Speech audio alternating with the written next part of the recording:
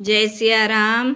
श्रीमद् वाल्मीकि रामायण बालकांड 45वां सर्ग।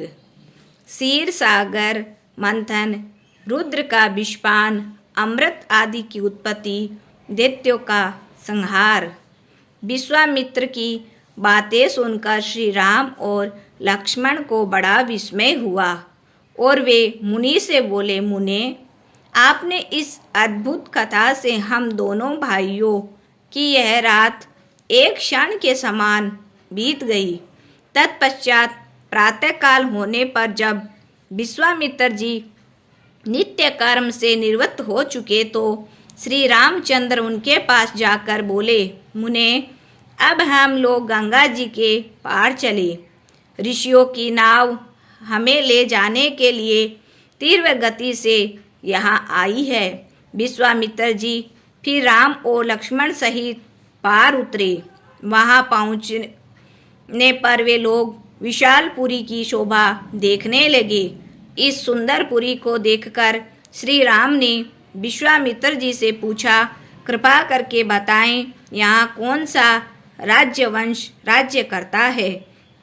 श्री विश्वामित्र जी बोले, श्री राम, सतयुग में दिति के पुत्र दैत्य और अदिति के पुत्र देवता दोनों ही बड़े शक्तिशाली थे। उस समय दोनों के ही मन में यह विचार आया कि अजर अमर तथा निरोग कैसे बना जाए। इसी प्रकार चिंतित करने से दोनों के ही बुद्धि में यह बात आई कि यदि सागर का मंथन हो तो निश्चय ही अमृत रस प्राप्त किया जा सकता है। अब यह विचार मन में आते ही उन्होंने बासुकी नाग की रस्सी तथा मंद्राचल पर्वत को मथानी बनाकर सागर मथना आरंभ किया। तदंतर 1000 वर्ष बीतने पर रस्सी बने हुए बासुकी के मुख से विष निकलने लगा, जिससे संपूर्ण जगत दग्ध हो उठा। यह देखकर समस्त देवता गण त्राहि त्राहि करते हुए शंकर जी के पास जाकर उनकी स्तुति करने लगे। देवताओं को दुखी देखकर शंकर जी उस विष को कंठ में धारण कर लिया और देवताओं को संतुष्ट किया। तत्पश्चात समुद्र मंथन का कार्य फिर आरंभ हुआ, किंतु इस बार उनका मथानी बना पर्वत पाताल चला गया। तब देवगण विष्णु की स्तुति करने लगे।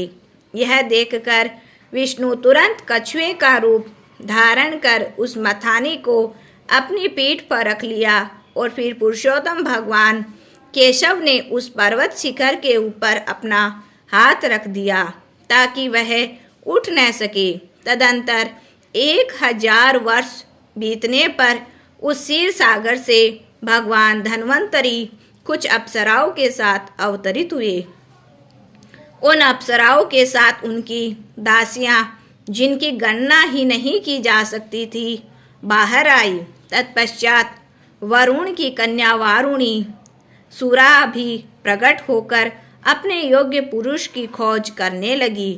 दैत्यों ने इस वरुण कन्या सुरा को ग्रहण नहीं किया, इसीलिए असुर कहलाए।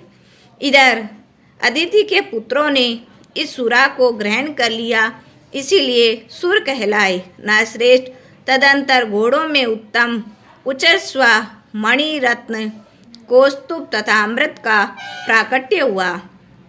अब उस अमृत को पाने के लिए समस्त दैत्य देवता के साथ युद्ध करने लगे, किंतु उसी समय श्री विष्णु ने अपने माया बल से उस अमृत का हरण कर लिया और जो दैत्य उसे छीनने के लिए उन लोगों को उन्होंने युद्ध में पीस डाला। इस तरह इस युद्ध में दैत्यों का काफ़ी संख्या में संहार हुआ और इंद्र को त्रिलोकी का राज्य प्राप्त हुआ। इसी प्रकार श्री वाल्मीकि निर्मित आर्ष रामायण आदि काव्य के बालकांड में 45वां सर्ग पूरा हुआ। जय सिया राम, जय जय सिया राम।